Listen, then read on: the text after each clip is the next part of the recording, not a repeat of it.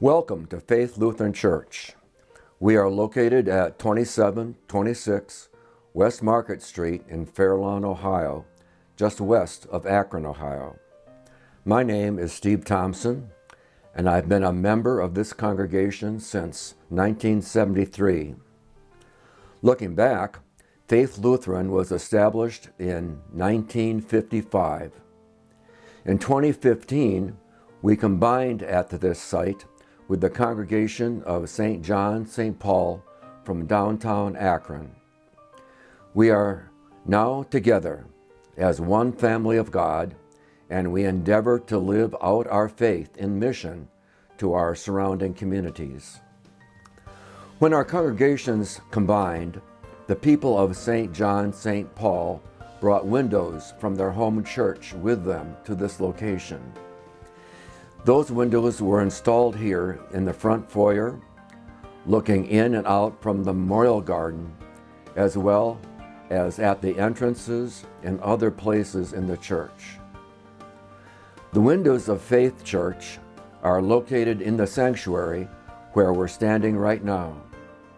The windows of St. John St. Paul and those here at Faith are quite different. They represent two different styles from two different times in church window art. St. John St. Paul's go back to the 1800s, and Faith's are from the 1950s and later. The early windows depicted distinct and easily recognizable figures and stories, often in subdued tones, such as Jesus the Good Shepherd and Jesus' resurrection. The latter were in my childhood church. I loved looking at them as I was growing up, and I still do now when I visit. By contrast, the windows in this sanctuary feature abstract icons in bright colors, fabricated from faceted glass windows, a departure from leaded glass windows in my home church and many others built in the mid to late 1800s and early 1900s. This sanctuary was dedicated in 1969, and the founding pastor, the late Kenneth Sauer, and Henry Willett, president of the Windows Company, collaborated in the choice of figures and the design of the windows. When Pastor Sauer and Willett reached an agreement on details, Willett wrote the following to the congregation. The Willett Studios of Philadelphia have submitted designs for windows for Faith Lutheran Church. These are to be executed in one of the new techniques, which consists of brilliantly colored glass, usually an inch in thickness, but up to 2 or more inches for special effects, cut to the desired size. The inner surface of certain pieces is then chipped or faceted conchoidally, meaning shell-shaped convex and concave surfaces, to enhance the design and add a jewel-like quality. The matrix of epoxy is poured around the carefully arranged pieces of glass and holds them in place to form a structural unit of great strength. It is the thickness of the glass which assures the breathtaking radiance and complete purity of color, which are the outstanding characteristics of the medium.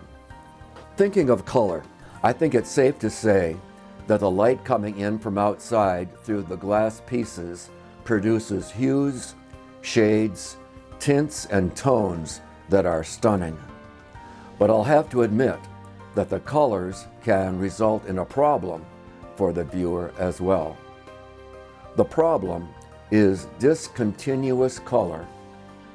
Once you find a piece of the icon, that is the image, you think, aha, I've got it. For example, you find Noah's shoulder and it's green. You think, I'll just continue to find the rest of his arm by following the color of the piece. No, that's too easy. The shoulder is there, but it's there in a variety of different colors. Once you're aware of that, getting the image in your mind is easier. It may take some concentration, but once you make the connections, the discovery is worth it. If you do puzzles, you know the satisfaction that you experience when you find the one piece that finishes a particular feature of the puzzle. All right, with that background in place, let's take a tour around the sanctuary. We'll start on the west side of the nave near the front pew. Reverend Ken Sauer, our founding pastor, delivered a series of sermons on these biblical figures. He gave me the notes he made in preparing these sermons, which he titled The Heroes of Faith. In my comments that follow, I draw on his notes, the scriptural bases of the faith heroes, and my own observations. A note about the names of colors. People see color differently. As an example, what I see as green, my wife sometimes calls blue. Plus, in these windows, the colors vary in intensity.